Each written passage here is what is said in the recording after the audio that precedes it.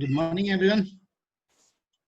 Welcome to this webinar, on place of supply of goods or services or both. As you are aware, हमने अभी तक registration cover किया है, हमने ITC cover किया है, लेवी कवर किया है. अब हम एक बहुत ही इम्पोर्टेंट एस्पेक्ट को आज टच करने जा रहे हैं, which is place of supply. अगर आप लोगों को याद हो तो लास्ट टाइम वेबिनार में पवन जी ने 3 W's की बात करी थी, हु, व्हेन, हाउ. तो हु और हाउ तो आई थिंक हो चुका है. Now we are coming to when, और सॉरी वेयर, कि कहाँ पे प्लेस ऑफ सप्लाई हो. हम क्या क्या कवर करेंगे आज की डेट में, आज के वेबिनार में, ये आप लोग एक बार उसको देख लीजिए. सेक्शन 7 जो इंटरस्टेट सप्लाई को डिफाइन करता है, सेक्शन 8 जो इंटरस्टेट सप्लाई को डिफाइन करता है, section 10 place of supply of goods other than import or export, 11 for import and export. ये goods 10 and 11 are related to supply of goods, whereas 12, 13 and 14 also relates to supply of services. 12 is for domestic supplies, where the both recipient and service provider are located in India, and 13 is where either of the service provider or the supplier, and the recipient is outside India. 14 is related to online information data access and retrieval services, which is specially incorporated. A special section has been incorporated, and details as to when he is supposed to, the service provider from non-taxable territories supposed to take registration, why is he supposed to take registration, and what are the cases of online information data access and retrieval services. I must also point out that when we are talking about these sections, हम लोग IGST Act की बात कर रहे हैं, ना कि CGST Act की बात कर रहे हैं. तो place of supply को IGST Act में जगह दी गई है, और it is not there in CGST Act.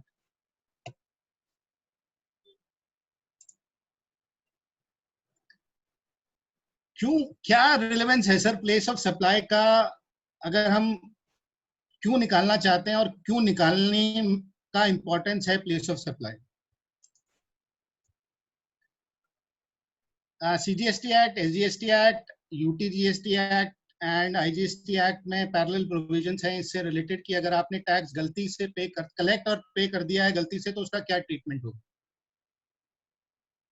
तो उसके ट्रीटमेंट में ये बोला गया है कि आपको, अगर आपने टैक्स गलती से फॉर एग्जांपल मैं अगर CGST Act की बात करता हूं, तो where it has been provided under section 77 की, अगर if you have wrongly paid CGST and SGST treating it to be an intrastate supply whereas the supply was interstate, आपको IGST तो पे करना ही करना है सर, पर आपको CGST और SGST का रिफंड अप्लाई करना पड़ेगा.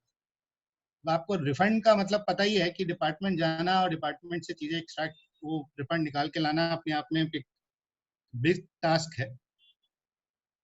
तो इसलिए इंपॉर्टेंट होता है कि आप प्लेस ऑफ सप्लाई ढंग से डिटरमाइन कर लीजिए और उसकी टैक्सेशन उसके अकॉर्डिंगली करिए, कि whether it is interstate supply और वेदर इट इज इंट्रास्टेट. अब ये बात आएगी कि मैंने अगर मान लीजिए गलती से CGST SGST पे कर दिया है, जबकि मेरे को IGST पे करना था, तो जब मैं IGST पे करने जाऊंगा, या वाइस वर्सा मेरे को IGST मैंने रॉन्गली पे कर दिया है, वेराज मेरे को CGST और SGST पे करना था या UTGST पे करना था, तो जब मैं करेक्ट टैक्स को पे करने जाऊंगा तो हो सकता है उसमें डिले हो, मेरे को रियलाइज 2 महीने बाद हुआ, 3 महीने बाद हुआ, तो क्या मेरे को उस पर इंटरेस्ट भी पे करना है, तो वो भी स्पेशली मेंशन्ड है कि उस पर आपको इंटरेस्ट पे करने की जरूरत नहीं है. Relevant provision section 77 CGST Act, section 12 of UTGST Act and section 19 of IGST Act में, जिसमें ये पैरेलल प्रोविजंस दिए गए हैं. तो आप अगर IGST एक्ट में जाके पढ़ेंगे तो वहां पे ये लिखा होगा कि अगर आपने IGST गलती से पे कर दिया है, treating it to be an interstate supply whereas it is an intrastate supply, तो आपको IGST का रिफंड मिल जाएगा. पैरेलली अगर आप सेक्शन 77 CGST एक्ट में आएंगे तो वहां पे ये लिखा है कि अगर आपने सीजीएसटी या जीएसटी पे कर दिया है wrongly treating it to be an intra state supply, जबकि वो आईजीएसटी था, इंटर स्टेट सप्लाई था, तो आपको सीजीएसटी और एचजीएसटी का रिफंड मिल जाएगा। ये ऐसा इसलिए भी है क्योंकि सर हर एक्ट अपने ही रिलेटेड लिवी का रिफंड देगा, अपने ही रिलेटेड लिवी से रिलेटेड बात करेगा। तो सीजीएसटी एक्ट में हम सीजीएसटी से रिलेटेड बात करेंगे, आईजीएसटी एक्ट में हम आईजीएसटी एक्ट से रिलेटेड रिफंड की बात करेंगे।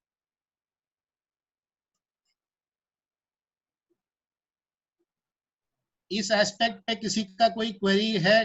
क्योंकि ये नहीं तो फिर then we can move on.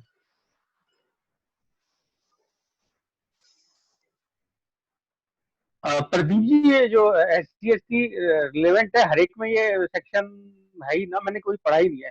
नहीं sir, section 77 CGST, 12 UTGST and 19 IGST. Parallelly आप अगर एसजीएसटी एक्ट में जाएंगे तो वहां पे सेक्शन 77 है जो ये मेंशन करता है।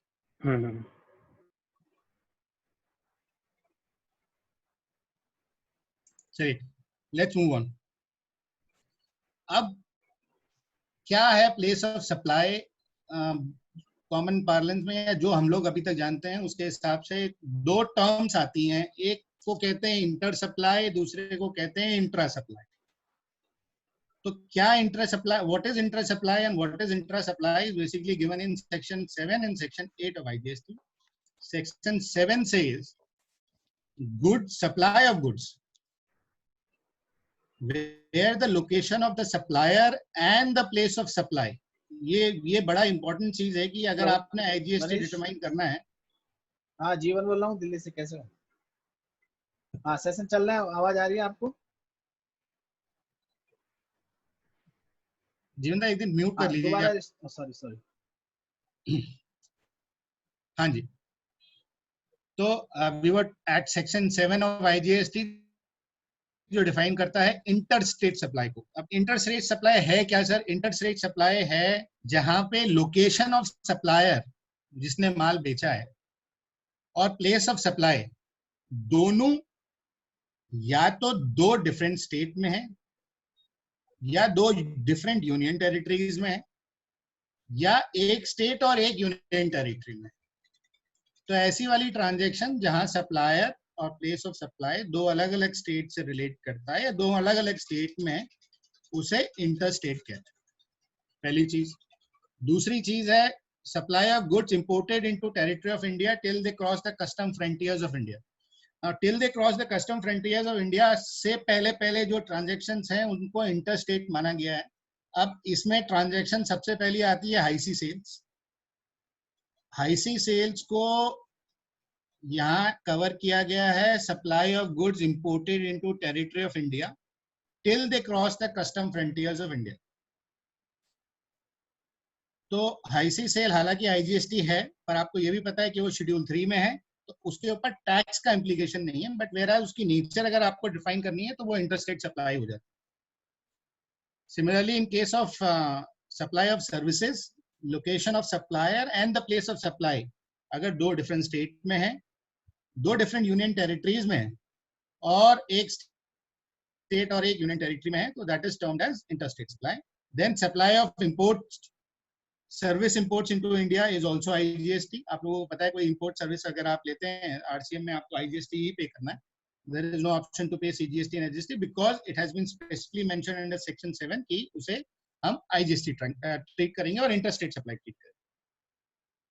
फिर कुछ और सर्विसेज सबसेक्शन 5 में है, where the supplier is located in India and the place of supply is outside India. Exports to or by a special economic zone developer or a special economic zone unit. अगर SEZ में आप कोई माल बेच रहे हैं या कोई services दे रहे हैं, या फिर SEZ कोई माल और सर्विस GTA यूनिट्स को दे रहा है, तो उस केस में भी इंटरस्टेट सप्लाई ही लगेगी। Now, in a taxable territory, third is in a taxable territory where supply or service or both in a taxable territory not being an interstate supply and not elsewhere specified. तो ऐसा कोई transaction जो taxable territory से दिया गया है पर intrastate नहीं है और ऊपर के किसी क्लॉजेस में कवर नहीं है, तो उसको भी हम लोग इंटरस्टेट सप्लाई ट्रीट करेंगे। सेक्शन 8 कहता है what is intrastate. Now, by normal parlance in intrastate, we understand that is within the state. But what does the section and the law says in that regard is supply of service where the location of supplier and the place of supply of goods are in the same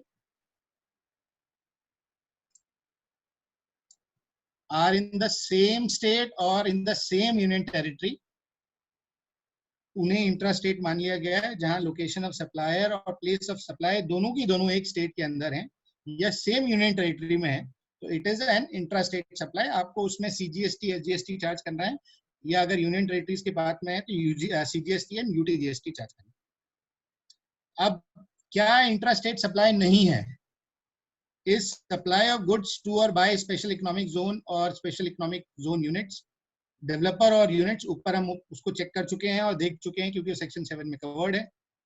goods imported into territory of India till they cross the custom frontiers of India, because वो already ऊपर covered है, being it is already treated as an interstate supply, that is why it is not an interstate supply. Now third is supplies made to tourists referred to in section 15. Now अगर tourist को आपने service दी है, tourist को आपने कोई माल बेचा है जो कि वो उनका रिफंड लेके वापस जाएंगे, या फिर ऐसे कोई उन कैटेगरीज को भी उनको इंट्रास्टेट नहीं मानते हुए इंटरस्टेट ट्रीट किया गया.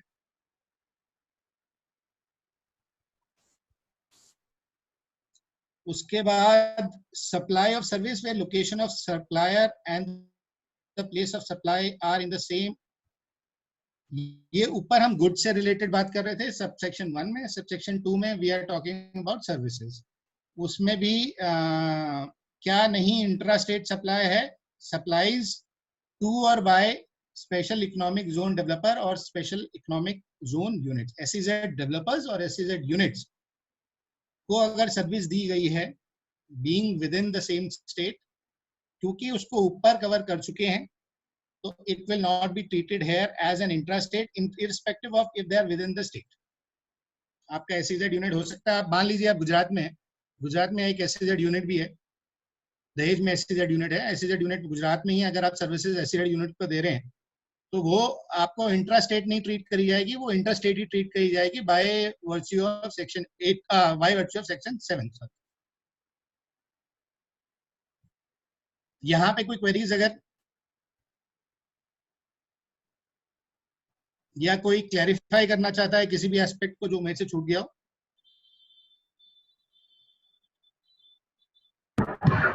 कोई आएगा सेक्शन 10 आएगा तब देखेंगे, क्योंकि वो इंटर रिलेटेड है. बिल्कुल बिल्कुल.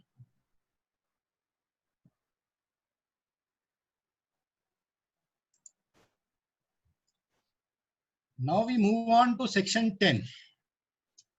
Section 10 states place of supply of goods other than supply of goods imported or exported. तो ये हम गुड्स की बात कर रहे हैं, प्लेस ऑफ सप्लाई हम गुड्स के लिए निकाल रहे हैं, और उन गुड्स के लिए जिनका डोमेस्टिक ट्रांजैक्शन है या डोमेस्टिकली ही ट्रांजैक्ट हुए हैं, जिसका इंपोर्ट और एक्सपोर्ट से रिलेटेड कोई भी मूवमेंट नहीं है या ट्रांजैक्शन नहीं. सबसे पहले हम सेक्शन 10(1)(a) देखेंगे. सेक्शन 10(1)(a) ये कहता है कि where the supply involves movement of goods. Now this is a very crucial aspect, involves movement of goods. किसके through? by the supplier or the recipient or by any other person. तीन अलग अलग चीजें दी हैं या तीन अलग अलग लोगों को यहाँ पे इंक्लूड किया गया है जो सप्लाई का मूवमेंट इन्वॉल्व कर सकते हैं या मूवमेंट स्टार्ट कर सकते हैं. उसमें पहला है सप्लायर जो माल बेच रहा है खुद, दूसरा है रेसिपिएंट जिसने माल रिसीव करना है खुद, तीसरा है by any other person. By any other person में आप ट्रांसपोर्टर इंक्लूड कर लीजिए, क्योंकि वो भी वहां से गुड्स को मूव कर सकता है on the direction of the recipient और द सप्लायर. ना तो उस केस में, ये वाले केस में जहां सप्लाई का मूवमेंट हो रहा है एक स्टेट से दूसरे स्टेट में या विद इन द स्टेट में, और जिसको कॉज किया है या तो सप्लायर ने, रेसिपिएंट ने या किसी और पर्सन ने, तो उसका प्लेस ऑफ सप्लाई क्या होगा? उसका प्लेस ऑफ सप्लाई डिफाइन किया गया है location of the good at the time which the movement of the goods terminates for delivery to the resident. जहां पे आपकी डिलीवरी या movement of the goods terminate हो गया, उसको बोला गया है यहाँ पे place of supply, in case जहां पे मूवमेंट हुई है। मैं मूवमेंट हुई है बार बार इसलिए रिपीट कर रहा हूं क्योंकि आप क्लॉज सी में जहां जाएंगे वहां एक आता है कि मूवमेंट नहीं कि अगर मूवमेंट नहीं करी है, तो यहाँ पे मूवमेंट हुई है। जब सी में जाएंगे तो कुछ हम इन रिलेशन टू वन भी वापस पढ़ेंगे। अब इसका बड़ा सिंपल से एक एग्जांपल है, एक ए दिल्ली में बैठा सप्लायर, बी महाराष्ट्र में बैठे रिसिपिएंट को माल बेचता है जिसकी डिलीवरी पुणे में करनी है। तो पुणे महाराष्ट्र में आता है, महाराष्ट्र में है तो इसका मतलब डिलीवरी पुणे में टर्मिनेट हुई है और वहां पे रेसिपिएंट है, रजिस्टर्ड है, उसका प्लेस ऑफ सप्लाई क्या होगा? महाराष्ट्र। उस पर क्या ट्रांजेक्शन होगा? IGST।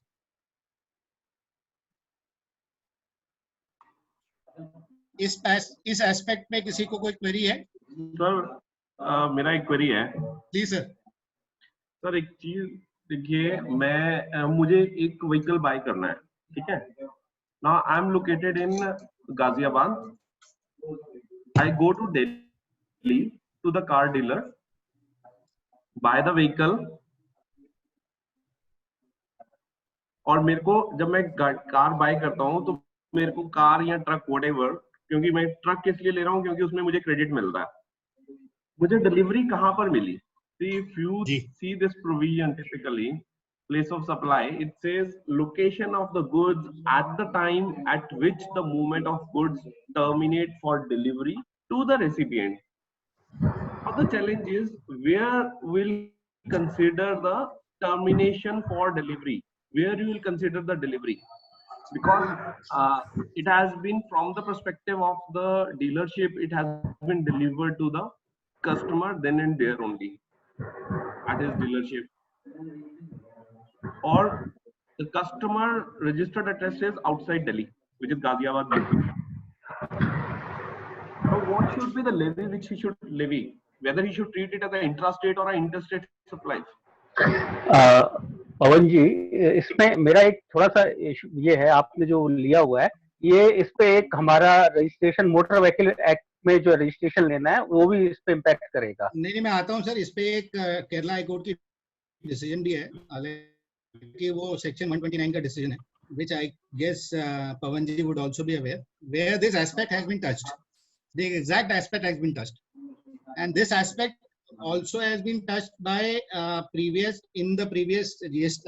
अपना CST regime by various high courts. अब उसमें एक चीज ये है सर कि अगर हम 1 को पढ़ें, वो ये बोलता है टर्मिनेट, जैसे आप कह रहे हैं टर्मिनेट फॉर डिलीवरी, तो टर्मिनेट फॉर डिलीवरी में क्या हमें टाइटल ऑफ गुड्स का ट्रांसफर भी देखना है कि नहीं देखना है? एक चीज तो ये है।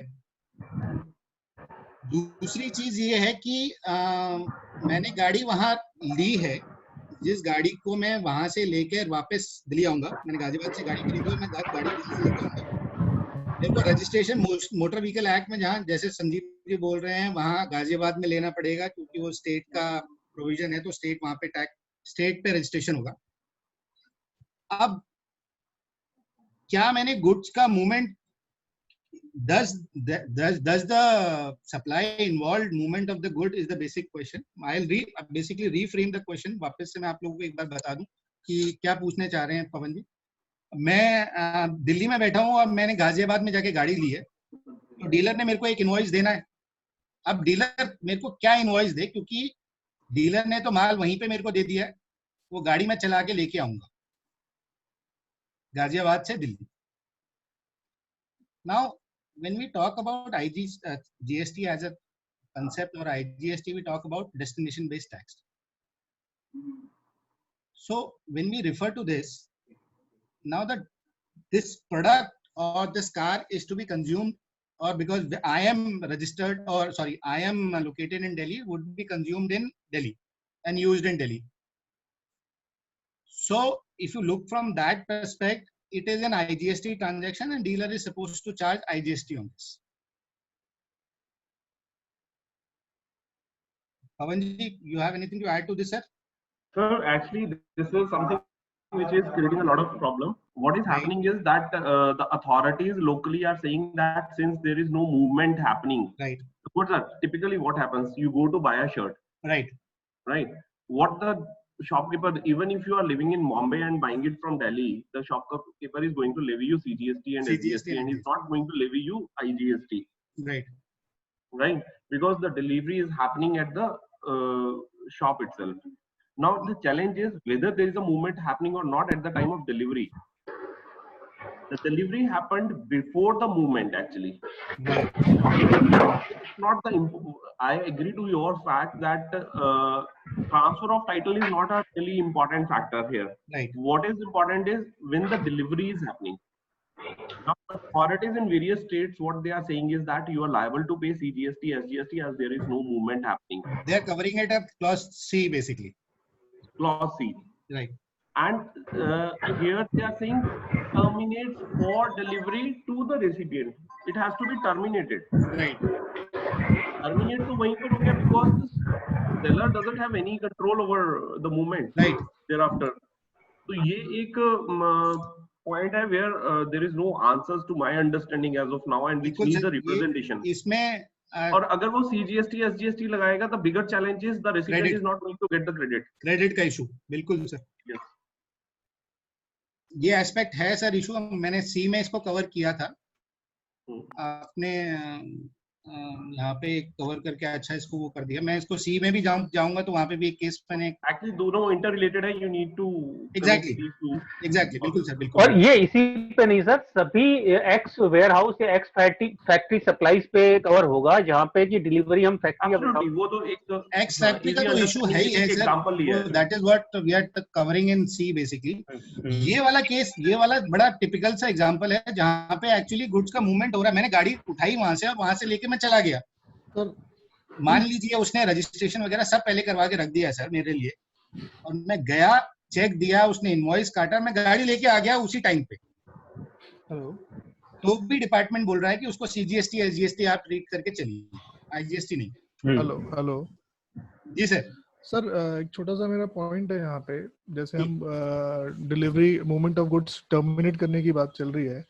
अगर जो बायर है, ट्रांसपोर्टर उसका है, तो जो सप्लायर है उसके एंगल से movement of goods terminate transporter को देते टाइम ही हो जा रही है या फिर जब वो रिसिपिएंट के पास पहुंच रहा है तब टर्मिनेट हो रही है? सर वो terminates for delivery to the recipient बोलता है ना. हाँ जी. नहीं, जैसे अभी हमारी बात हो रही थी कि अगर जो सेलर है वो अपने फैक्ट्री प्रीमाइसेस पे गुड्स को बेच दे रहा है, जैसे अभी सर ने शर्ट का एग्जांपल दिया था, तो उस केस में हम ये बोल रहे हैं कि डिलीवरी जो है वो टर्मिनेट हो जा रही है फैक्ट्री गेट पे ही.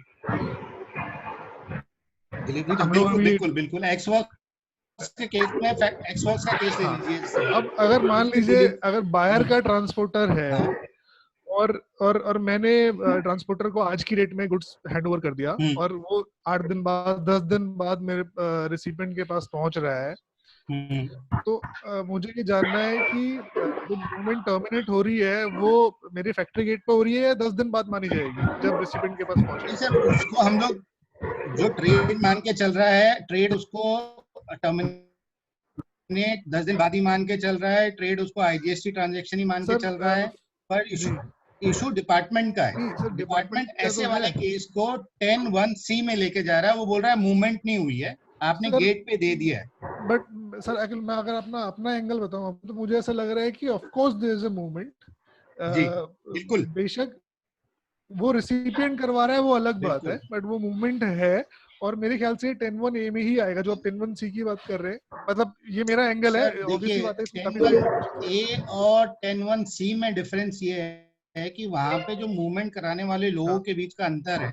1 में आपका एनी अदर पर्सन भी आता है, ए में एनी अदर पर्सन आता है, सी में खाली रेसिपिएंट और सप्लायर आ रही है. ठीक है. तो वहां पे दो ही लोग हैं जिनके बीच का ट्रांजैक्शन हो रहा है या जो मूवमेंट नहीं कर रहे हैं. बिल्कुल ठीक बात है सर. तो वहां पे इसीलिए हम ये कह रहे हैं कि ऐसे एक्सवर्क्स वाले केस में जहाँ पे मैंने डिलीवरी आपको फैक्ट्री पे दे दी है और आपने अपना ट्रांसपोर्टर लगा के उसको माल वहां से लेके गए हो, ठीक है,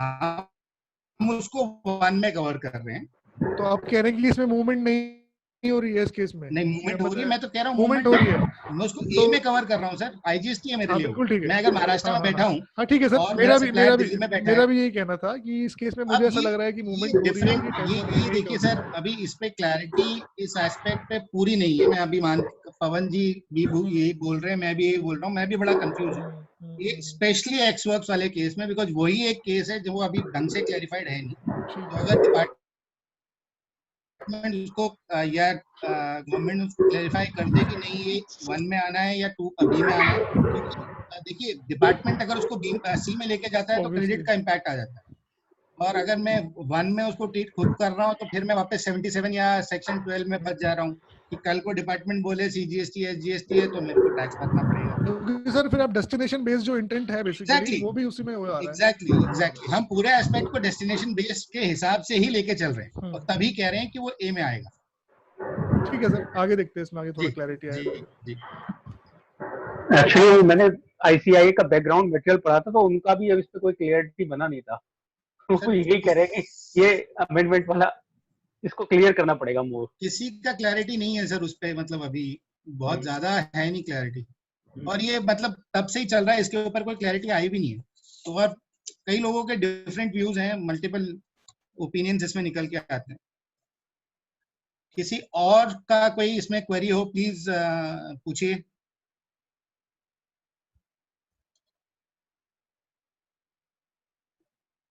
दीजिए फाइनली क्या कंसीडर करेंगे उसको, सीजीएसटी एसजीएसटी या आईजीएसटी सेल?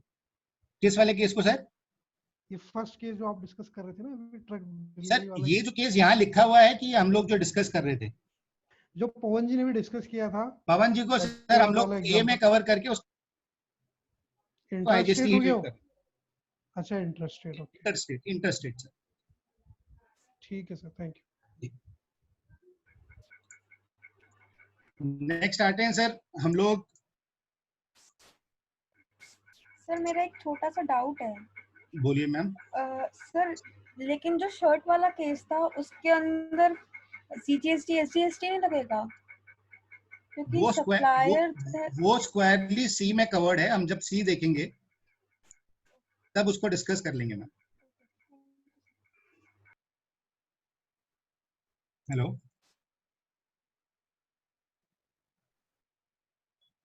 हेलो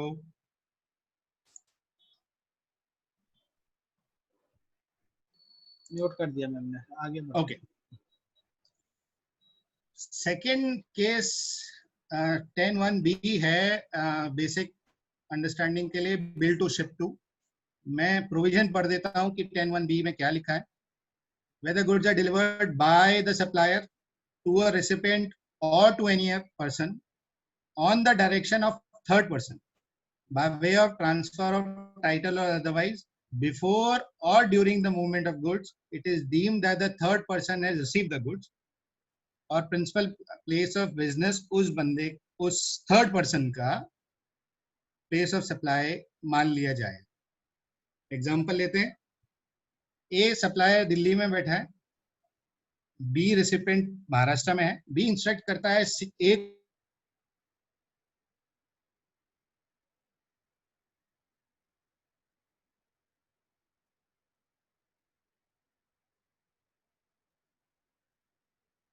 और बी के बीच में, दूसरा एस्पेक्ट बी और सी के बीच में। Can everyone hear me? आवाज आ रही है सर? आ रही है सर, आ रही है। नेटवर्क चला गया बीच में नेटवर्क चला गया था उसीलिए। नहीं थोड़ा रुक गई थी बीच में। हाँ क्लियर नहीं है। मैं वापस एग्जांपल से स्टार्ट करता हूँ सर। जी जी जी बिल्कुल बिल्कुल। ए सप्लायर दिल्ली में बैठा है, बी रेसिपिएंट महाराष्ट्र में बैठा है, और बी दिल्ली के सप्लायर ए को इंस्ट्रक्ट करता है कि माल सी को दिल्ली में ही डिलीवर कर दिया जाए। तो ये 10(1)(b) का केस है जहां पे बिल टू शिप टू का कंसेप्ट आता है। पर जब बिल टू शिप टू का कंसेप्ट आता है तो ये भी जरूरी है कि हम प्लेस ऑफ सप्लाई डिटरमाइन कर रहे हैं तो प्लेस ऑफ सप्लाई कैसे होगा। अब इसमें प्लेस ऑफ सप्लाई हालांकि ए टू बी भी डिटरमाइन करना पड़ेगा और बी टू सी भी डिटरमाइन करना पड़ेगा। Now A to B determine करने के लिए आपको ये देखना पड़ेगा कि क्योंकि बी के डायरेक्शन पे सी को गुड्स ट्रांसफर करने की बात करी गई है, जो कि केस है 10(1)(b) का, तो उसमें जो बी का प्रिंसिपल प्लेस ऑफ बिजनेस है उसको प्लेस ऑफ सप्लाई माना जाएगा। इस केस में that will be Maharashtra. Place of supply in A to B will be Maharashtra because on the instruction of B, A ने माल दिल्ली में ही C को दे दिया है, तो वो इररिस्पेक्टिव है कि माल किसको कहाँ दिया है। इंपॉर्टेंट ये है कि B की डायरेक्शन पे माल ट्रांसफर किया गया है C को। अब दूसरा एस्पेक्ट ये है कि B और C के बीच का ट्रांजैक्शन क्या है। B और C के बीच का ट्रांजैक्शन आप 10(1)(a) में जाके कवर करेंगे, जहां डिलीवरी बेस पे ट्रीट किया जाएगा प्लेस ऑफ सप्लाई, और उसके हिसाब से प्लेस ऑफ सप्लाई होगा दिल्ली, और ये इंटरस्टेट सप्लाई होगी। ए और बी के बीच में भी इंटरस्टेट सप्लाई है, क्योंकि सप्लायर दिल्ली में बैठा है और रेसिपिएंट महाराष्ट्र में बैठा है।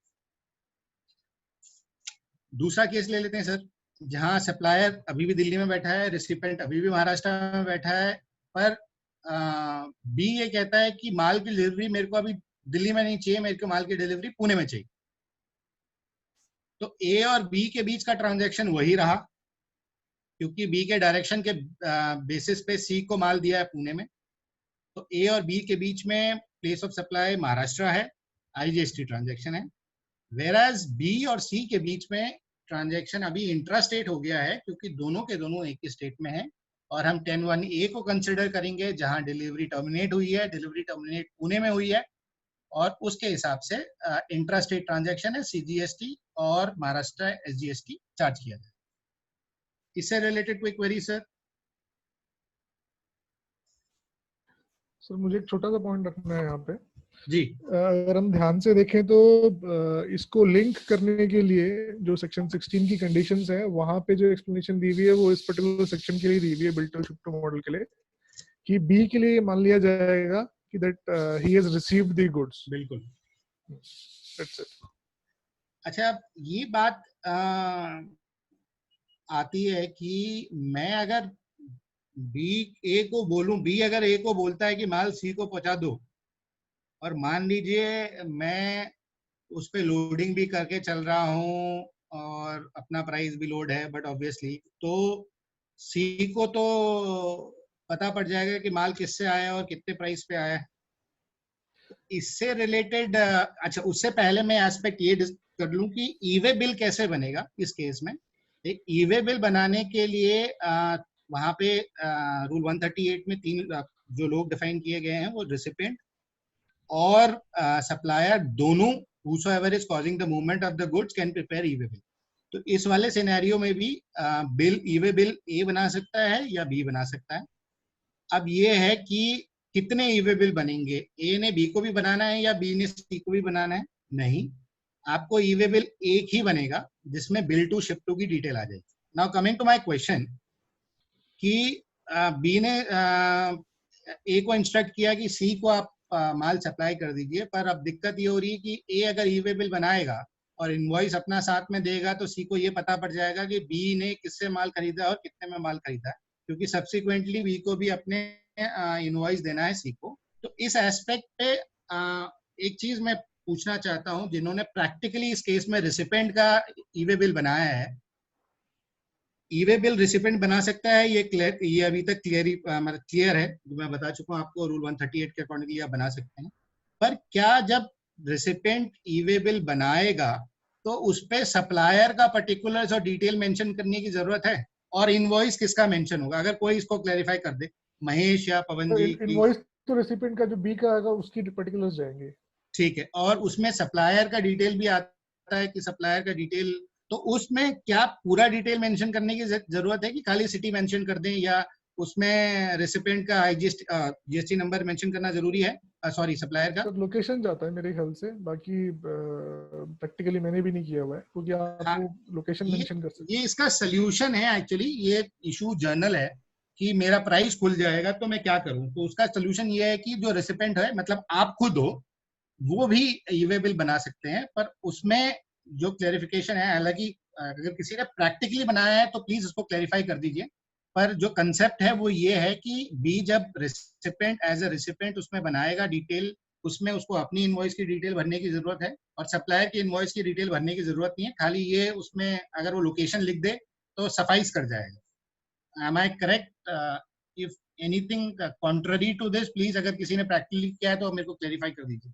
प्रदीप जी, इसमें हमेशा एक दिक्कत बनी रहेगी क्योंकि ए और बी दोनों के मूवमेंट में ये होगा कि बी तक जब तक इनवॉइस की डिटेल आएगी नहीं वो क्या रेफरेंस देगा।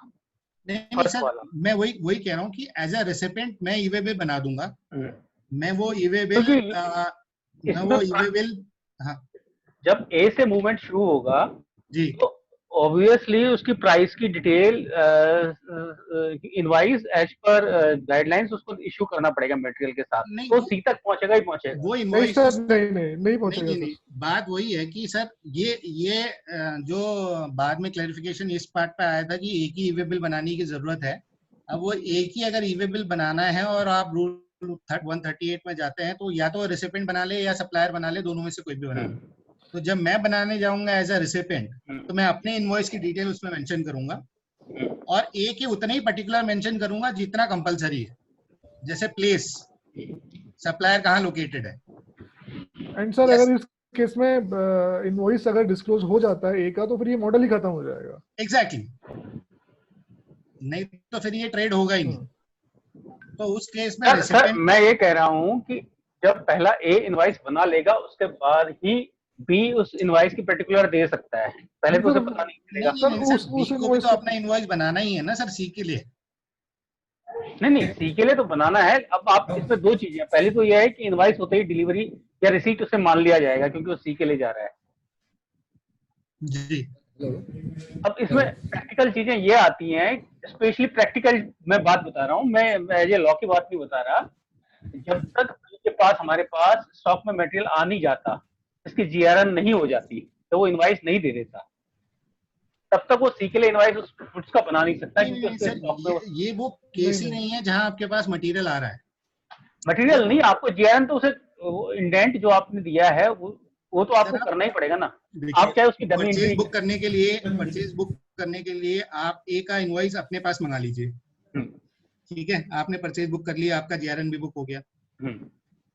आपने बी को इनवॉइस बनाना है, आप अपना सेल इनवॉइस बनाइए बी के लिए, उसको ई-वे बिल के साथ में टैग कीजिए और गुड्स के साथ में भेज दीजिए।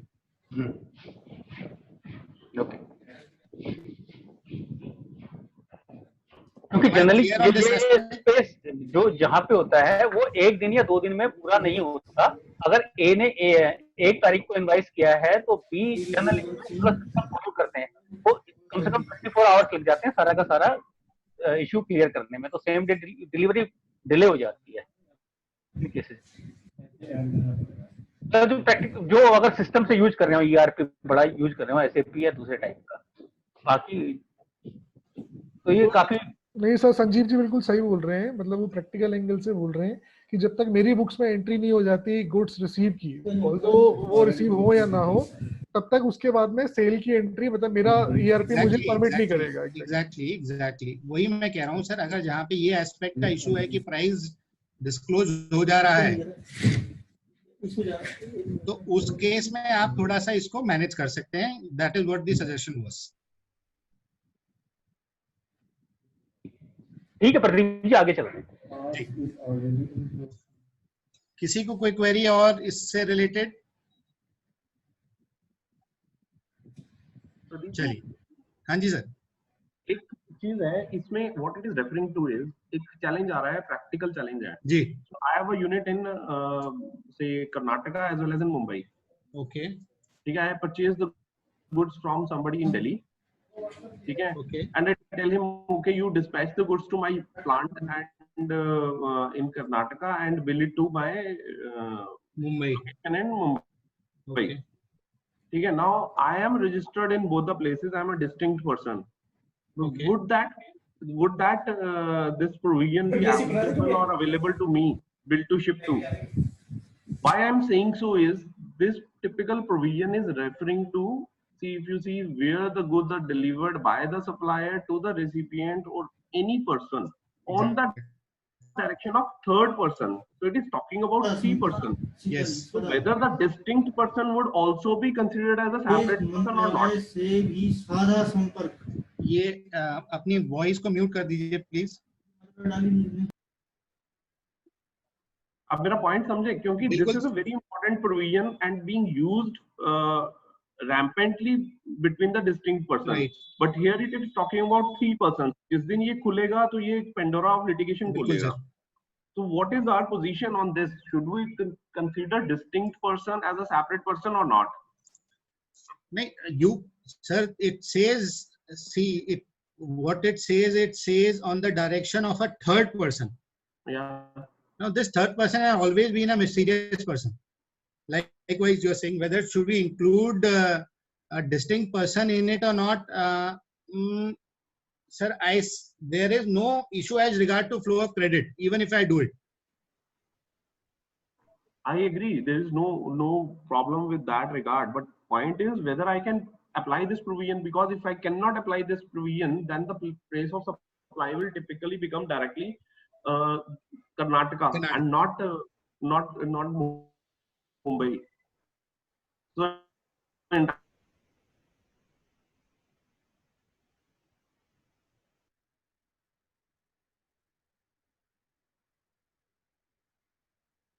इसमें अलग अलग व्यूज ही हैं. हाँ, क्या है महेश? देखो सही कंफ्यूजन है. कोई कहता है कि कोई ये बोलता है कि जो जिसके डायरेक्शन पे जा रहा है उसको मतलब इस 10(1) ए में मान लिया जाएगा, 10(1) बी में सॉरी, और कुछ बोलते हैं कि डायरेक्टली अगर आप भेजते हैं आप उसको कंसिडर नहीं कर सकते थर्ड पर्सन. मतलब मैंने भी थोड़ा बहुत देखा था लोगों का, तो अलग अलग व्यूज हैं इस पॉइंट को लेकर. नहीं, बट मुझे बैकिंग एक बार देखनी पड़ेगी. पवन जी और महेश, अगर हम इस एस्पेक्ट पे देखें कि सप्लाई पॉइंट ऑफ व्यू पे ये सप्लाई मानी जाएगी. सप्लाई में तो कोई दिक्कत नहीं है सर. अगर मैं इंस्ट्रक्ट दे रहा हूँ, इंस्ट्रक्ट कर रहा हूँ अपने डिस्टिंक्ट पर्सन को भी जी, but sir place of supply different हो जाएगी अगर दोनों अलग अलग. हाँ, मैं वही कह रहा हूँ. अगर हम सप्लाई देखें, सप्लाई है सर. अगर हम प्लेस ऑफ सप्लाई में इस रूल में इस सब सेक्शन में आने की कुछ मतलब आ रहे हैं और कवर होते हैं, तो एस्पेक्ट पे भी कोई इशू नहीं है कि मैं अपना प्लेस ऑफ सप्लाई यहाँ पे डिटरमाइन करूँ. अगर मेरा इंस्ट्रक्शन अपने डिस्टिंक्ट पर्सन को भी माल डिस्पोज करने का है, तो मतलब क्रेडिट फ्लो में भी कोई, I don't think so there is a breakage in the credit flow. मैं एग्जांपल लेता हूँ. कल हम एक कंस्ट्रक्शन रिलेटेड सर्विसेज की परसों बात कर रहे थे, right? So I have office in Delhi, I am undertaking a construction in UP. Okay, ठीक है, मैंने एक्स से सामान खरीदा, उसको बोला कि you bill it to Delhi and ship it to UP. Right. UP में मेरा रजिस्ट्रेशन नहीं है जी. प्लेस ऑफ सप्लाई यूपी बन गया. How I am going to take the credit in Delhi? अगर ये प्रोविजन एप्लीकेबल नहीं होगा, then place of supply will become UP and I will be in trouble. UP बन गया तो मुझे दिल्ली में क्रेडिट नहीं मिलेगा. हाँ, मतलब और मुझे क्रेडिट नहीं मिला तो मेरी सर्विसेज में ये वैल्यू इंक्लूड नहीं हुई. There is a lot of problem here. Sir ये तो जैसे सेक्शन 62 होता था सीजीएसटी में, वो वाला इशू आ गया, क्योंकि डिपार्टमेंट कहता था अगर आप सप्लाई मूव करो तो वो कहता था कि जब सप्लाई आपकी होनी चाहिए. हाँ, अब प्री डिटरमाइंड सप्लाई ऐसे हो नहीं सकती, क्योंकि रास्ते में जाके तो कोई ढूंढता नहीं है. बेशक वो बाद में कई केस लॉ है. प्री डिटरमाइंड सेल या प्री डिटरमाइंड ट्रांजैक्शन का कंसेप्ट अभी जीएसटी में तो सर इशू नहीं है. नहीं, इशू नहीं. वो बोल रहा है बिफोर और during the movement of the goods. नहीं, वो जीएस क्या कहते हैं, सीएसटी में भी कोई इशू नहीं था. वो केवल डिपार्टमेंट का इंसिस्टेंस था. नहीं सर, वहां अगर आपका प्री डिटरमाइंड सेल था तो सर उसको आप नहीं ट्रीट कर सकते थे ना. सर मैं ये कह रहा हूँ, कोई भी जानता है कि कोई भी मूवमेंट ऑफ गुड्स में कोई रास्ते में तो ढूंढता नहीं है कि मैंने मटेरियल खरीद लिया और उसके बाद डिसाइड करूंगा. ये तो सही बात है सर, ये सही बात. ये तो मतलब उसके अगेंस्ट में मैंने उस टाइम पे काफी इसको स्टडी किया था, क्योंकि मेरी प्रीवियस ऑर्गेनाइजेशन में सारी हम मैक्सिमम वही सेल करते थे. उसके लिए भी बहुत सारे केस लॉज हैं, लेकिन ये इसी तरह का कैच है, डिपार्टमेंट इंसिस्ट जो करेगा वो वाला इशू है. Pavan ji, to sum up to your query, sir, we are covering that aspect here as well as of now.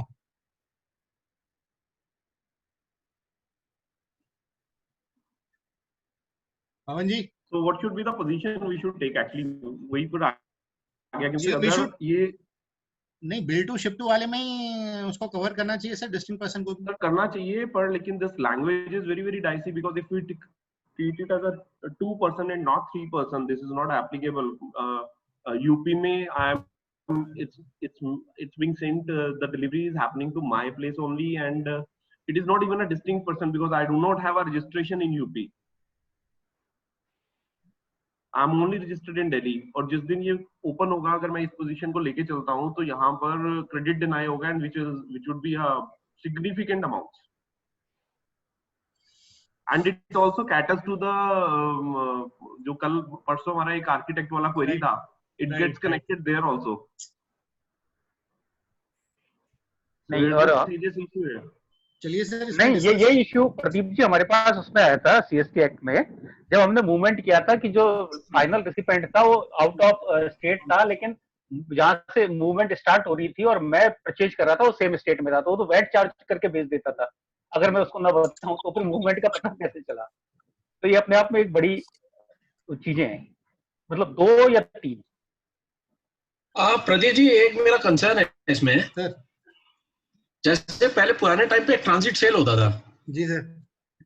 ठीक है, एक मैन्युफैक्चरर से किसी के पास सप्लाई होनी है, डीलर ने वो मतलब वो बिजनेस लिया और सप्लायर से कहा कि आप फलाने जगह भेज दो, तो इट वाज प्रिज्यूम कि this is a transit sale, और इसके डीलर है by definition of section 10(1)(b), dealer will be deemed as a third person who receive the goods. Thereafter the dealer will issue an invoice to the original recipient of the goods. लेकिन जो original माल जाता है उसमें bill to वाला invoice चलेगा। जो आप बोल रहे हैं ओरिजिनल माल चल जाएगा, मान लीजिए मैं डीलर बैठा हूँ गाजियाबाद में, सप्लायर का ही जाएगा। हाँ, सप्लाई, मान लीजिए कोई सरिया जा रहा है फ्रॉम मुजफ्फरनगर टू से any point at Ghaziabad, right. Dealer मैं हूँ गाजियाबाद में लोहा मंडी का जी। तो मैंने मुजफ्फरनगर वाले से कहा कि गाजियाबाद में फलाने घर के पास ये सामान भिजवा दीजिए, bill me as a dealer and ship to the resident, जो भी जिसके वो सरिया लगना है, तो वो ट्रक उठ के चला जाएगा सीधा उस बंदे के पास जहाँ पे कंस्ट्रक्शन होना है। ठीक है। That invoice bill to the dealer Loha Mandi, shipped resident at Ghaziabad. Now that dealer will be the recipient of the goods, और इस definition के हिसाब से the place of supply will be the dealer. Thereafter the dealer will also issue another invoice to the recipient, जहाँ पे वो invoice में अपना जो margin होता है वो enhance करके देता है। Okay. लेकिन ये क्वेश्चन पहले भी रहा है, जैसे आपके पास एक्सपोर्ट के केस में मर्चेंट एक्सपोर्ट होता था, तो उस केस में क्या होता था कि जहाँ वैल्यू होती थी वो काला करके देता था जी। तो अब इस केस में वैल्यू अगर वो छिपाना चाहे तो that would be a problem उसमें। मेरा आप आई थिंक पहले वाले केस पे डिस्कस कर रहे हैं कि जहाँ पे मेरे को जी, आप वो वाला केस डिस्कस कर रहे हैं जहाँ पे मेरे को अपना प्राइस डिस्क्लोज नहीं करना है। हाँ। उस केस में सर जो प्रैक्टिकली तो इशू है, देखिए, पर ये कि खाली एक का इनवॉइस जाएगा, सप्लायर का इनवॉइस जाएगा। यस, सप्लायर का इनवॉइस जाएगा सर। उसमें रेसिपिएंट का इनवॉइस भी जा सकता है, उसमें कोई दिक्कत नहीं है ईवे बिल के साथ में सर, क्योंकि माल लेकिन उसको अगर मान लीजिए कहीं बीच में ही पकड़ा जाए तो फिर वो इनवॉइस कहाँ से, मान लीजिए कहीं पे चेकिंग हो गई, मुजफ्फरनगर टू गाजियाबाद के बीच में किसी भी जगह पे आ गया, और मैं गाजियाबाद से अभी भेज दूसरा पॉइंट गाजियाबाद में, तो जब तक तो गाड़ी कहीं और होगी, वो बैंक ईवे बिल गड़बड़ हो जाएगी। ईवे बिल तो मैं बी के इनवॉइस के हिसाब से अपने मतलब अपने इनवॉइस के हिसाब से बनाऊंगा। मुजफ्फरनगर से जो इनवॉइस चलेगा गाजियाबाद, मान लीजिए किसी शास्त्री नगर जा रहा है, ठीक है, तो गाजियाबाद शास्त्री नगर में बिल टू शिप वाला इनवॉइस रहेगा along with the e-way bill. बीच में कहीं चेकिंग होगी तो वो देखेगा इनवॉइस है, तेरा इनवॉइस जो जाएगा वो सब्सिक्वेंटली जाएगा to that particular Shastri Nagar. मैं लोहा मंडी में बैठा हूं। ये इशू हम, ये तो है ही, ये तो कोई दिक्कत ही नहीं सर, ऐसा तो है ही कि ऐसा करना है। हम लोग ये डिस्कस कर रहे थे कि where there is an apprehension कि मेरा प्राइस अगर खुल जाएगा तो क्या आप ये कर सकते हो कि नहीं कर सकते हो, that is what we discuss. जो आप बोल रहे हैं वो बिल्कुल वैसे ही करना है जी। भाविन कुछ पूछना चाह रहे हैं, भाविन कुछ। मैं सोचता हूँ प्रदीप जी जी सर ये इसमें ज्यादा क्लियर होना चाहिए था, क्योंकि जो वैट क्या और सॉरी वैट और सीएसटी वाला इशू था सीएसटी एक्ट में, उसमें तो ये था कि एक्साइज का क्रेडिट अलग लेना पड़ता था, वो एक और बड़ी प्रॉब्लम थी। जी जी जी जी। उसमें क्या होता था कि अगर ए बी ट्रेडर है और सी मैन्युफैक्चरर है तो अपने आप में एक इशू हो जाता था, और मैन्युफैक्चरिंग का मटेरियल जाता था ए वाला सी को, उसके एक्साइज नंबर अगर इनवॉइस पे नहीं होता था तो उसको क्लेम नहीं मिलता था। तो वो अपने आप में वहाँ इशू था सर। तो वहां पे इशू था, लेकिन यहाँ पे इसमें ज्यादा क्लैरिटी होनी चाहिए, और मुझे समझ नहीं आ रहा कि क्या है। सर होना चाहिए क्लियर, ये तो हम भी कह ही रहे हैं सर। मतलब इसको थोड़ा सा जिस हिसाब से हम लोग इतने इश्यूज डिस्कस कर लिए हैं एक ही सबसेक्शन के अंदर में, I think this needs to be more clarified. I believe ये वाला प्रोविजन अगर क्लियर कर देना तो जो प्राइसिंग वाला इशू हम कर रहे हैं ना, that can also be addressed. Yes, वो कैसे एड्रेस हो सकता है कि what I will tell my supplier is that you give the delivery at the gate only, bill to my unit and delivery at your location itself, और मैं अपना invoice raise करूंगा dispatch from the supplier's location to the customer's location. So उस case में जो movement होगी वो मेरे इनवॉइस पे होगी और ई-बिल भी मेरे इनवॉइस पे बनेगा, एंड प्राइसिंग कभी रिवील नहीं होगा। लेकिन अगेंस्ट द चैलेंज जो आ रहा है वो 10(1)(b) में ही आ रहा है कि this is not this is asking for 3 persons and not 2 persons. If this gets addressed then that problem of pricing could also be addressed by structuring it. Exactly, because here there are 3 persons involved. There has to be a delivery to the 3rd person. लेकिन sir अगर ऐसा होगा तो फिर तो हर एक state में GST number लेने की जरूरत ही नहीं पड़ेगी सर। नहीं जरूरत है। Why it is required? See, there was one advanced ruling which has come in the past कि मैंने import किया, import करके warehouse कर दिया import port के पास में, ठीक है, and I need to dispatch the goods in various states.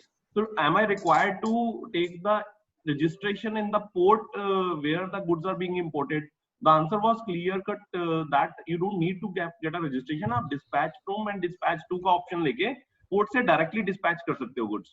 You don't need to take the registration in the state of the port. Pradeep sir. Sir इसमें जो आपने ये 10(1)(b) डाला है, इसमें आगे की जो लाइंस हैं, मतलब 3rd person has received the goods के बाद उसमें ये आता है कि and the place of supply of such goods shall be the principal place of business of such person. थोड़ा सा आप इसको एलैबोरेट कर सकते हैं या कोई और कर सकता है कि exactly principal place of business में वो किस चीज की बात कर रहा है? सर वो प्रिंसिपल प्लेस ऑफ बिजनेस उस 3rd पर्सन की ही बात कर रहा है। नहीं, बट वो है क्या, मतलब principal place of business exactly है क्या? जो नॉर्मली जहाँ रजिस्ट्रेशन ले लिया मैंने वही मेरा प्रिंसिपल प्लेस ऑफ बिजनेस मान लिया जाता है, या कुछ और पर्टिकुलर? नहीं, वो वेयर हाउस के बारे में बात कर रहा है या फैक्ट्री के बारे में बात कर रहा है, ये ज्यादा ठीक है। एग्जैक्टली। इसका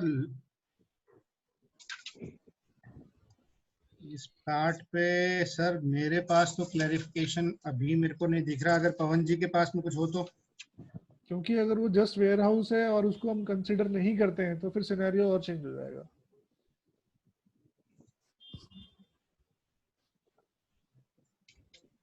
मैं पवन जी सर ये जो principal place, sir principal Mahesh principal place of business तो यार जहाँ पे रजिस्ट्रेशन है उसी की बात आएगी ना सर? ऐसा ना कि अगर सपोज करो I have multiple registration in a single state, this again is another problem which is in this clause. अब इन अ पर्टिकुलर स्टेट हरियाणा में मेरे पास 10 जगह पे रजिस्ट्रेशन है। One is the principal place of business, other are additional place of business. That means I can use this particular clause only when I am doing business from my principal place of business, otherwise नहीं होगा। लेकिन इससे तो this is नहीं sir, this is not going to have an impact। Exactly. क्योंकि मेरा even अगर मेरा additional place of business पे भी मैं ट्रांजैक्ट करता हूँ तो my input register is common, my ledger is common। तो इस वजह से इसका इम्पैक्ट नहीं आएगा इस वर्ड का। अगर वो अलग अलग होता तो इसका इम्पैक्ट आ जाता। एग्जैक्टली। प्लेस ऑफ बिजनेस चाहिए, प्रिंसिपल उन्होंने ऐसे ऐड कर दिया, छूट गया, रह गया, ये मान सकते हैं। बट इसका इम्पैक्ट नहीं है टेक्निकली। या डेफिनेटली पवन जी एग्री, इसका इम्पैक्ट नहीं है। मैं तो यही सोच रहा था कि इनका मतलब क्या था प्रिंसिपल प्लेस ऐड करने का। सर एक्चुअली मेरी क्वेरी वही है कि particularly principal place of business word use किया गया है, मतलब या तो ये लाइन भी पूरी तरह से ओमिट की जा सकती है। नहीं, और दूसरी चीज ये भी थी, जैसे अभी पवन जी ने बताया कि अगर हमको एक ही जगह से हम सप्लाई कर सकते हैं एक रजिस्ट्रेशन से पोर्ट वाला, लेकिन दूसरी जगह चल रहा है, तो उसके रिस्पेक्ट में कोई चीज तो नहीं आई।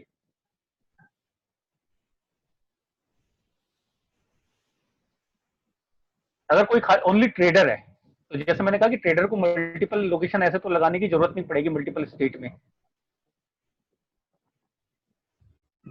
आई think principal place of business का एस्पेक्ट सर मेरे हिसाब से उसके क्रेडिट से रिलेटेड है, क्योंकि जो एक्रू होगा वो प्रिंसिपल प्लेस ऑफ बिजनेस पे एक्रू होगा, किसी एडिशनल प्लेस पे उसका क्रेडिट एक्रू नहीं होगा। That is why probably the principal place of business. But sir अगर एडिशनल प्लेस भी अगर सेम ही है, मतलब सेम स्टेट में ही है, तो फिर तो रिटर्न्स एंड ऑल इम्पैक्ट उसमें इम्पैक्ट नहीं है ना सर किसी चीज का। वही मैं कह रहा हूँ सर, उसमें तो फिर ऐसा कुछ है नहीं, मतलब इसको मेंशन करने की भी क्या जरूरत थी?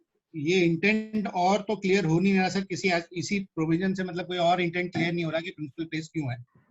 क्योंकि प्रिंसिपल प्लेस अगर मैं सप्लाई से रिलेटेड देखूं तो मेरे को ये डिटरमाइन करना है कि मेरे को वहाँ क्रेडिट मिलेगा या नहीं मिलेगा, तो मैं उस एस्पेक्ट से उसको पढ़ पा रहा हूँ, अदरवाइज तो और कुछ नहीं। प्रदीप जी मेरा एक कंसर्न है इसमें। जी सर। जैसे मान लीजिए किसी भी स्टेट में एक डीलर हो, मतलब एक बंदा हो, उसके कई सारे डीलर्स के पॉइंट्स पे डीलरशिप हो सकती है, and would be the principal place of business and other would be the additional place of business। ठीक है सर। और एक के लिए अगर उसे क्रेडिट लेना है तो प्रिंसिपल प्लेस ऑफ बिजनेस पे ही जाएगा, एडिशनल प्लेस ऑफ बिजनेस में नहीं जाएगा।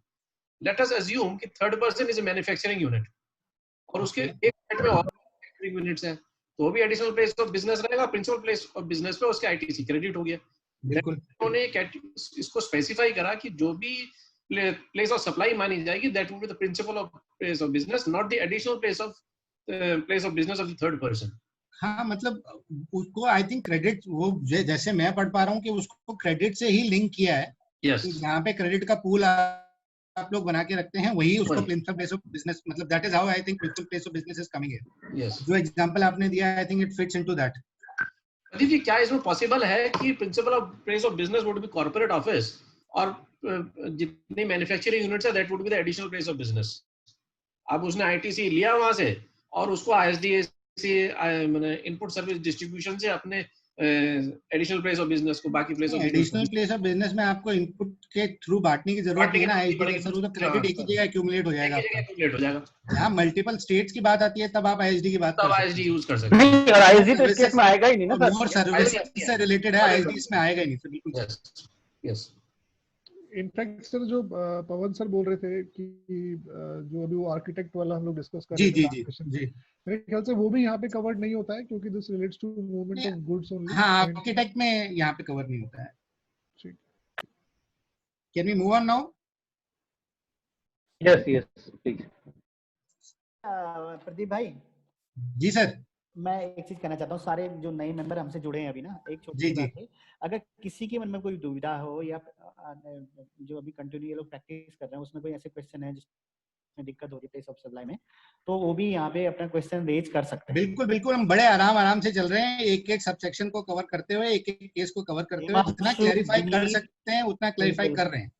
हिमांशु, विनीत या कि किसको कोई समस्या हो बेझिझक जो भी क्वेश्चन आपके दिमाग में आता है पूछिए प्लीज, हो सकता है उससे कुछ हमको भी सीखने को मिले। भाविन कुछ कहना चाह रहे हैं, भाविन ने हैंड रेज किया है। Sir, I am still not convinced with this section 10(1)(b). This seems to be very confusing to me.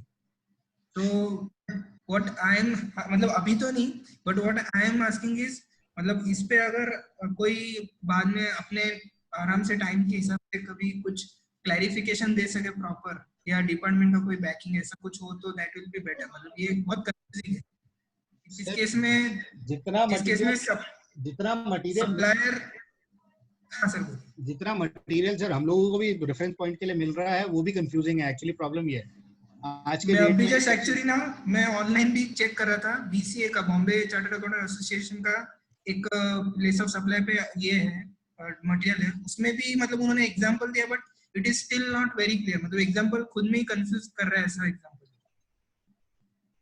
जैसे इसमें सर वो थर्ड पर्सन अभी तक बहुत ग्रे एरिया है, जैसे कि पवन जी ने एग्जांपल दिया which is a very right example कि क्या मैं डिस्टिंक्ट पर्सन को इंक्लूड करूं और अपनी इंटरस्टेट पार्टीज को क्या मैं वो अगर नहीं करूं तो दिक्कत मेरे को क्रेडिट के ऊपर आती है अगर मैं रजिस्टर्ड नहीं हूं तो। सर अभी ये वाला section I think sub section grey है। और एक्चुअली मेरे साथ ऐसा केस हुआ है सर कि उसमें क्या था कि मेरा my client was is registered in Maharashtra और उसको मटेरियल मतलब कंस्ट्रक्शन वर्क्स कॉन्ट्रैक्टर है and his supplier is registered in Maharashtra, client is registered in Maharashtra और उसका साइट चल रहा है आंध्र प्रदेश में। उसका वहां पे मतलब मेरे क्लाइंट का वहां पे ऑलरेडी रजिस्ट्रेशन है आंध्र प्रदेश में, तो उनको अभी कोई मटेरियल परचेज करना था महाराष्ट्र में ही and they wanted to send it to Andhra Pradesh. तो अभी यही जो आपने पूरा ये मैकेनिज्म बोला ना, तो इसमें मतलब उस टाइम पे भी मैंने ये रीड किया था, मुझे बहुत कंफ्यूजिंग लगा। तो मैंने उनको क्या सजेशन किया था उस टाइम पे कि आप परचेस करो और ऐसा दिखाओ कि डिलीवरी आपने महाराष्ट्र में ली है, मतलब परचेस करिए, सीजीएसटी एसजीएसटी का बिल ले लीजिए and then you show as a branch transfer to your Andhra Pradesh. नहीं सर, आपका वर्क्स कॉन्ट्रैक्ट है? हाँ, मेरा कस्टमर वर्क्स कॉन्ट्रैक्टर है। वर्क्स कॉन्ट्रैक्ट तो सप्लाई ऑफ सर्विस है सर। नहीं सर्विस नहीं था, गुड्स था सॉरी। मतलब मैं ऐसा था सर, मुझे एक product suppose let's say cement था जो मुझे यहाँ पे परचेज करना था और मुझे भेजना था मेरे साइट पे which is in Andhra Pradesh. आपने परचेज साइट पे किया है, साइट की लोकेशन पे किया है? नहीं, महाराष्ट्र में किया है सर। आपने महाराष्ट्र में परचेज किया और डिलीवरी उसको करने के लिए बोला है वहां पे? हाँ, आंध्र प्रदेश। ओके, तो जो सेम किस्सा अभी ये केस में आपने जो जैसा एग्जांपल दिया कि suppose supplier is in the same state, recipient in the same state और जहां डिलीवरी करनी है he is into different state. Okay, तो लॉजिकली देखा जाए तो सप्लायर सीजीएसटी एसजीएसटी का सर इसमें एक और इशू आ गया। आप जो बात कर रहे हो ना केस, इसमें ये है कि आपका कॉन्ट्रैक्ट कौन से entity means in the case of GST कौन से वाले रजिस्ट्रेशन के साथ है। अब आप उसे महाराष्ट्र नहीं, आप ये कह रहे हैं ना कि वहां पे आपकी जो क्लाइंट है उसका रजिस्ट्रेशन कर्नाटका में भी है, आंध्र प्रदेश में, और आपने वर्क कॉन्ट्रैक्ट कर रहे हैं, आप इंटरस्टेट वर्क कॉन्ट्रैक्ट कर रहे हैं या इंट्रा स्टेट कर रहे हैं, और आप सप्लाई कहाँ से कर रहे हैं, इनवॉइस कहाँ से रेज कर रहे हैं। अगर सारा कुछ आप महाराष्ट्र से ही कर रहे हैं तो वो तो आउट ऑफ क्वेश्चन हो जाता है कि उसका रजिस्ट्रेशन आपके क्लाइंट का कर्नाटका में भी है, तो वो चीज हम छोड़ देते हैं। मतलब कैसे सर? क्यों प्रदीप जी, अगर मैं ठीक कह रहा हूं तो? क्या बोल रहे हैं सर? इनका अभी जो स्टार्ट हुआ था, मैं केवल उस चीज पे जा रहा हूँ, अभी चीज पे नहीं आ रहा है। इन्होंने कहा कि हमारा उनका एक क्लाइंट है जो महाराष्ट्र में है, उस क्लाइंट का रजिस्ट्रेशन कर्नाटका में भी है, जो इनका जिसके साथ वर्क कॉन्ट्रैक्ट या सर्विस कॉन्ट्रैक्ट जो भी है उसका एग्रीमेंट है वो कर्नाटका में है।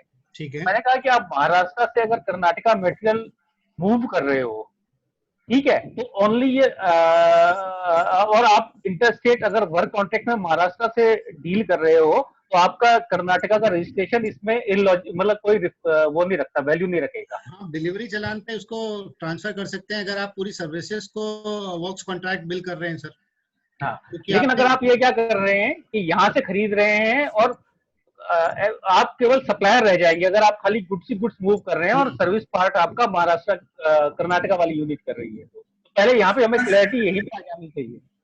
बेसिकली यही मतलब कि वो परचेस यहाँ से करते हैं, बिलिंग जो भी होता है ना सर वो महाराष्ट्र, सर परचेज आप महाराष्ट्र में कर रहे हो, आपका रॉ मटेरियल आप महाराष्ट्र में परचेज कर रहे हो, सर्विस आप कर्नाटका में दे रहे हो, आपकी सर्विस कॉम्पोजिट है, तो आपको मटेरियल का सप्लाई तो करना नहीं है सर अपने क्लाइंट को।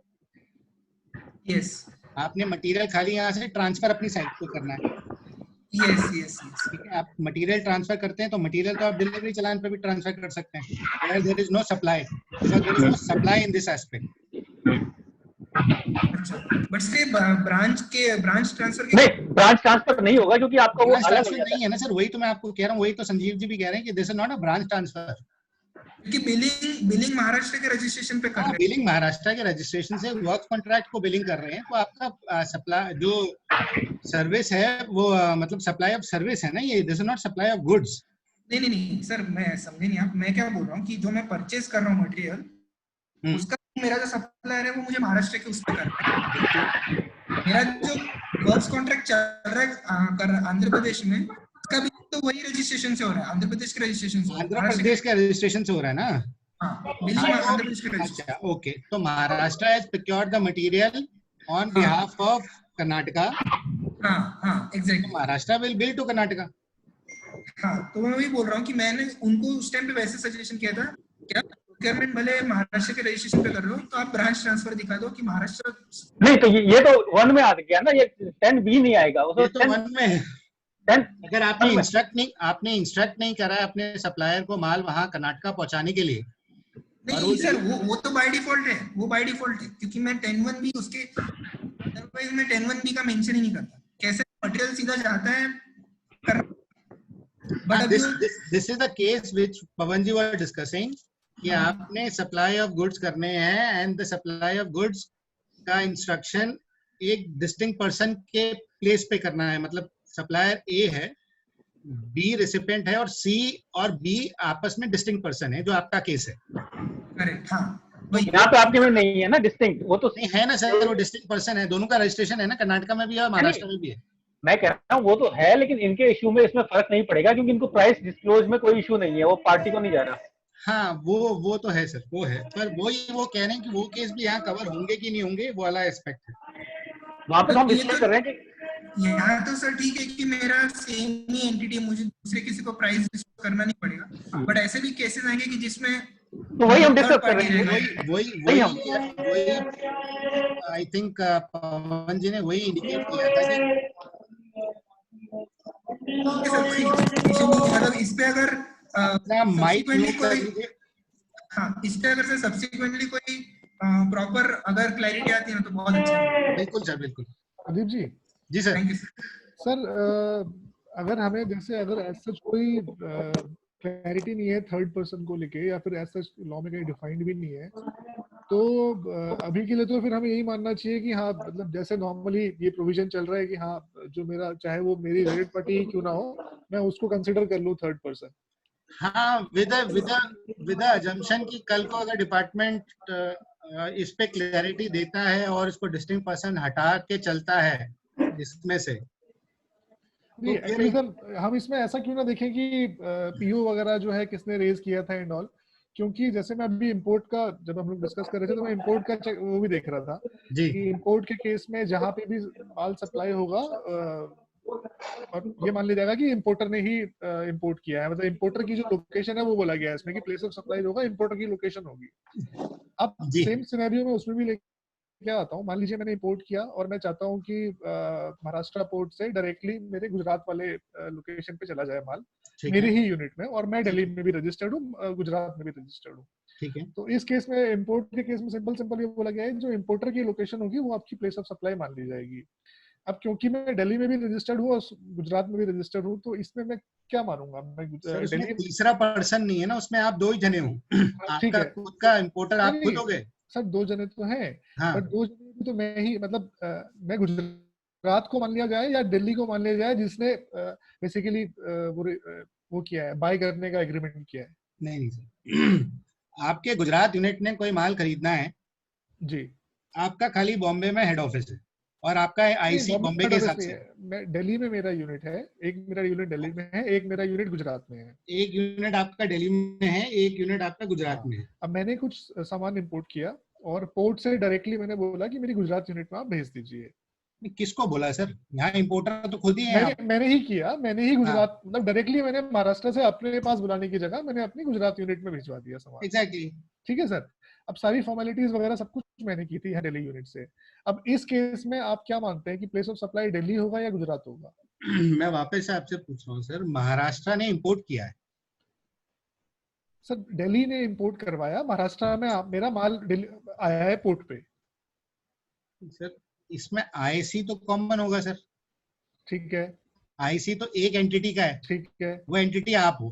हाँ, नहीं अब मैं प्रोविजन की बात कर रहा हूँ इसमें जो उसमें वही मैं कह रहा हूँ सर, ये जो थर्ड पर्सन की बात यहाँ पे आ रही है सर, मैं अभी इसकी बात नहीं कर रहा, मैं एक्चुअली अभी इस प्रोविजन की